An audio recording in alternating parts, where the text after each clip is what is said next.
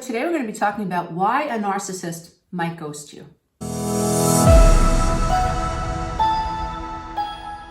So if you've found yourself falling in love with, or you've been in love with a narcissist, or you have a narcissistic friend, somebody with high narcissistic traits, somebody who really doesn't like to be wrong, somebody who might be passive aggressive, somebody who sees themselves as grandiose, needs special attention, and definitely requires the need to be adored by other people. A narcissist is somebody who is much more interested in being adored and feared than really liked or respected. It's about domination, it's about control, it's about subservience, it's about you being subservient to them, their needs, what they think, and everything else. So you found yourself in this type of a relationship, and if you're in this type of relationship, you will undoubtedly be pulled into a very abusive phase. Now, one of the things that narcissists tend to be notorious for is ghosting you. And so they'll use the silent treatment. You won't know why. And while you're trying to figure out why is this person not talking to me, you're trying to come up with solutions as to how to say what you need to say in a way that they can hear it, male or female. Like, what did I do wrong? Your abandonment trigger is getting activated.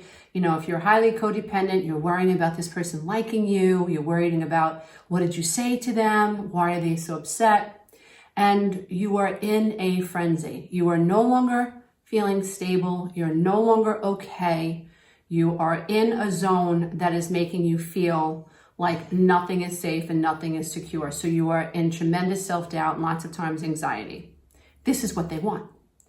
And so when a narcissist ghosts you, what they're doing essentially is putting you in a position where you end up worrying about what they think.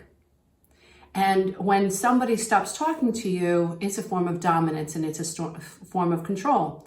I'm not talking about when you are finally realizing you're in an abusive relationship and you want to go no contact, and to save yourself and you want this relationship to end for your own sanity, you go no contact and that's it. And we're only going to have minimal conversations, but the relationship is over.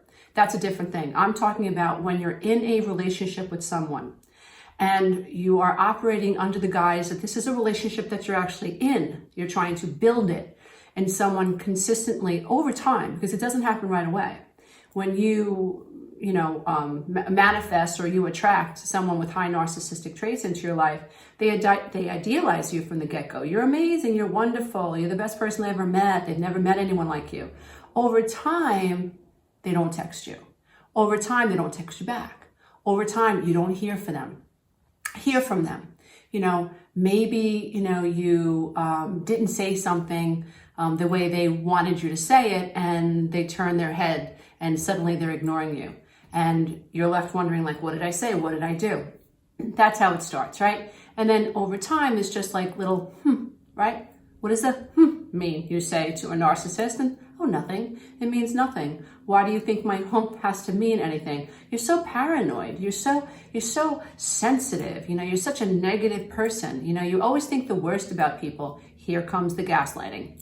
And so when a narcissist ghosts you, what they're essentially trying to do is throw you off balance, put you in a position where you're bending your neck trying to figure out what they think, which is very triggering, especially if you are somebody who's highly empathic and or codependent, because you struggle with boundaries out of the box. You struggle with being able to say, wait a minute, this is how I feel and this behavior is inappropriate. When you are the adult child of an alcoholic, you guess at what normal is. If your parents treated each other this way, you think this stonewalling, this ignoring you, this walking around in the silent treatment, parents who walk around ignoring each other for weeks at a time. What is this? It is so unhealthy, right? But it's really a struggle for who's going to win, who's going to come out on top, who's going to break the silence first.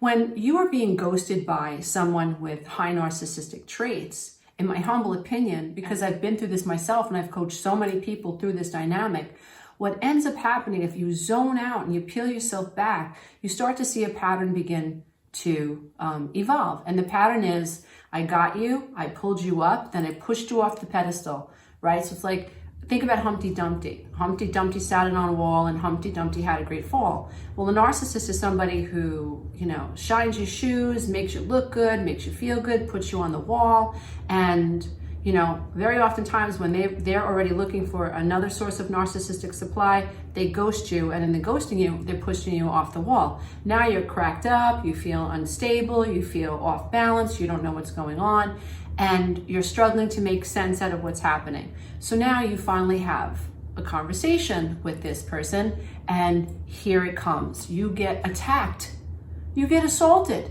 Here comes the gaslighting. Here comes the devaluing. Here comes the phrases that make you think, what the heck is going on here, right? So when someone ghosts you and you're dealing with someone with high narcissistic traits, what you might end up, if you peel back, if you zoom out and you look for a pattern, you might begin to see a pattern of them using this opportunity to throw you off balance so that you come back to them and try to have a conversation eventually. And in the conversation, then what ends up happening is you start to become persecuted. This is they know that you're weak. They know that you're wondering what's going on. They know that they've got you. They know that you're vulnerable, right? And you are right now at this point, you're a very soft target. And so now here they can unleash their wrath onto you. Here they can say whatever they want to say to you. Here they can hurt you and make you feel punished and persecuted. And in this exchange, they're gaining their source of narcissistic supply. They are back on top. Now, this is obviously very destructive, but when you are in the middle of this cycle, you don't see it. When your mind is trying to make sense out of what went wrong, you're looking for a logical and rational answer to what's happening. And what will happen is this is an unsolvable problem.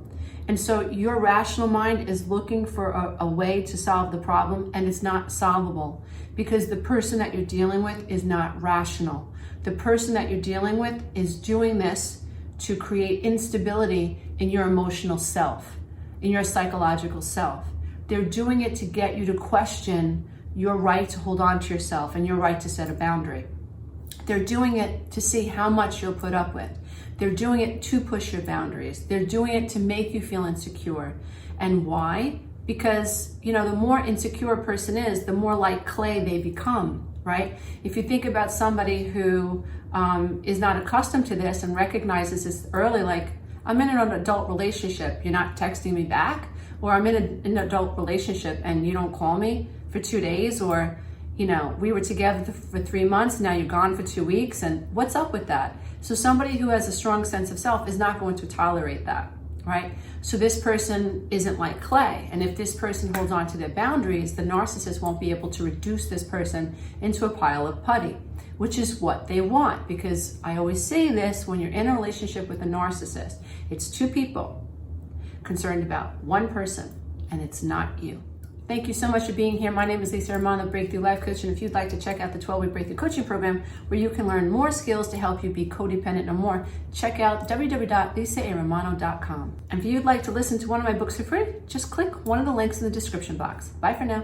If you love this content, check out the next video, and don't forget to click the link below so you can take the codependency quiz. Narcissist, or somebody with high narcissistic traits, is going to be somebody, and you'll see a pattern in this, where their relationships tend to be subordinate-like.